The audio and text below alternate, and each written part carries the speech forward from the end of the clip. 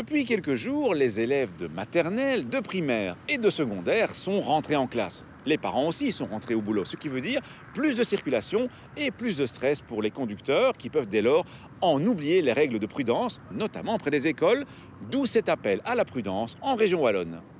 Eh bien, vous savez que nous sommes à la rentrée de septembre et c'est un moment difficile, puisque c'est la rentrée scolaire notamment. Donc, plus de monde sur les routes, plus d'énervement aussi. Et on a tendance parfois à vouloir forcer un peu. On est parti un petit peu en retard et donc on veut accélérer pour compenser le temps perdu. Et donc, on va passer au-delà des limitations de vitesse. Et si ces limitations sont là, c'est qu'il y a une bonne raison, c'est pour ne pas se mettre en danger. En 2012, l'IBCR avait fait une étude montrant qu'en zone 30, aux abords des écoles, 9 conducteurs sur 10 étaient au-delà de la vitesse autorisée. En zone 50, on arrive à une proportion de 5 automobilistes sur 10 et plus on augmente la vitesse autorisée, plus la proportion sera réduite. Donc on voit bien la difficulté de ralentir, notamment aux abords des écoles. Alors nous, ce que l'on veut casser aujourd'hui, c'est ce comportement qui veut que, notamment en agglomération, on continue d'accélérer, on va aller plus vite et on se met en danger. D'où le message de cette campagne. Cette affiche est particulière puisqu'elle a été élaborée par des élèves de l'Institut technique de Bastogne qui ont remporté un concours organisé dans les écoles de Bastogne au niveau de la sécurité routière. C'est le projet vainqueur que vous verrez durant tout le mois de septembre. À côté de la vitesse, il y a d'autres conseils que l'on peut rappeler aux parents qui conduisent leurs enfants à l'école.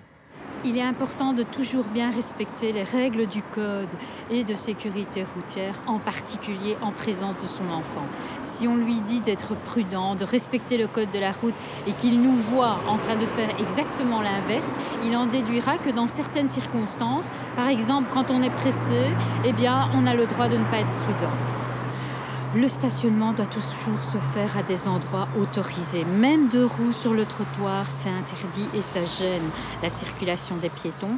Ne parlons pas du stationnement à moins de 5 mètres d'un passage pour piétons, voire carrément sur le passage pour piétons, qui non seulement sont interdits, mais en plus mettent les enfants en danger.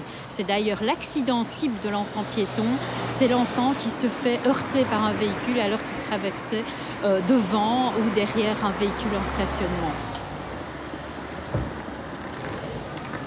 Bien choisir l'endroit de traversée est important, c'est-à-dire un endroit, non seulement sur le passage évidemment quand il y en a un, faire le détour pour aller traverser sur le passage, et s'il n'y a pas de passage, traverser toujours à un endroit où l'enfant verra bien tous les véhicules qui arrivent et où les conducteurs pourront bien le détecter tôt assez.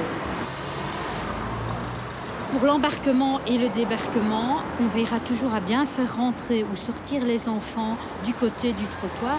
Et je dis bien tous les enfants, donc même si on en transporte 3 ou 4, ils rentreront bien dans le véhicule côté trottoir ou en sortiront jamais côté route. Je vous propose de prendre la bonne résolution de démarrer de manière zen cette nouvelle année scolaire. En effet, le stress de la rentrée est souvent source de mauvais comportements sur la route. Si vous êtes zen, ce sont tous nos enfants qui vous en remercieront. À la question de la semaine dernière, il fallait répondre que ce signal annonce la fin d'une voie prioritaire. À gagner cette semaine 4 méthodes d'apprentissage pour le permis théorique et pratique. La question: de quel côté d'une voiture en stationnement est-il recommandé de débarquer des enfants? Côté rue, côté trottoir ou peu importe le côté. Soit vous téléphonez au 0905 56 493, soit vous envoyez un SMS au 6020 en tapant contact 1, 2 ou 3 et vos coordonnées.